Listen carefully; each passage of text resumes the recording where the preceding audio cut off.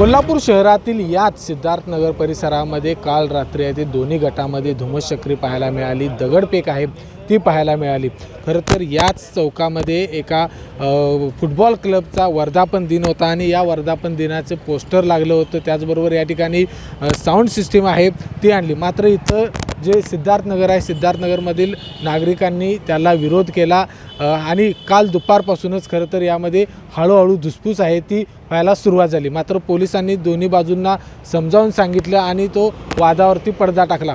असं असतानाच पुन्हा एकदा रात्रीच्या सुमारास या ठिकाणी दगडफेक आहे ती झाली आणि दोन्ही बाजूने दगडफेक झाली।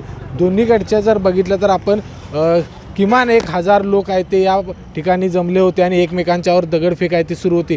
काही गाड्यांची देखील तोडफोड केलेली आहे, काही गाड्या जाळण्याचा देखील प्रयत्न आहे तो केलेला आहे। पोलीस या ठिकाणी पोहोचल्यानंतर या परिसरामधील जे नागरिक होते जे दगडफेक करत होते त्या सगळ्यांना आहे ते पांगवलं आणि या सगळ्या दगडफेकीमध्ये साधारण 7 ते 8 पोलिसांना देखील या ठिकाणी जखमी झालेले आहेत, त्यांना देखील इजा झालेली आहे। आता या सगळ्या परिसरामध्ये शांतता आहे, मात्र पोलिसांनी बंदोबस्त आहे तो कडेकोट या ठिकाणी ठेवलेला आपल्याला पाहायला मिळत आहे।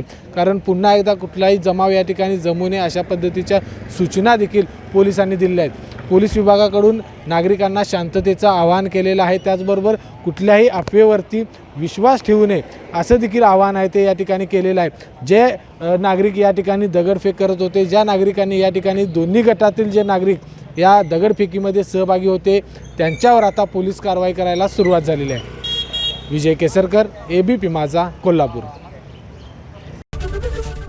ABP माझा, उघडा डोळे बघा नीट।